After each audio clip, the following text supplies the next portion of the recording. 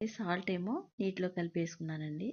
అలాగే క్యారెట్ తురుము, ఉల్లిపాయలు, పచ్చిమిరకాయలు, కొద్దిగా కారం అన్నీ వేసుకునండి కొద్దిగా టైట్గా కలుపుకోవాలి పిండి. కలుపుకున్న తర్వాత అండి గ్యాస్ పెట్టుకుని అదిగోండి ఈ రకంగా కలుపుకోవాలండి శనగపిండి. అప్పుడు పాన్ పెట్టుకుని అలా వేసుకోవాలండి. వేసుకున్న తర్వాత మీరైతే క్యాప్సికమ్ కనపడకుండా వేయండి.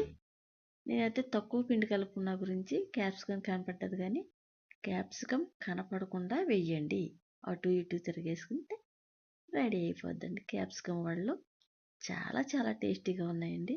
కాకపోతే శనగపిండి కదండి, ఈ శనగపిండి వడ తిన్న తర్వాత మనం శనగపిండి ఏ వస్తువు తిన్న తర్వాత అయినా చిన్న బెల్లం ముక్క నోట్లో వేసుకుంటే అండి అరుగుదల బాగుంటుంది. నేను ఏదైనా సరే బెల్లం ఎక్కువ వాడతానండి.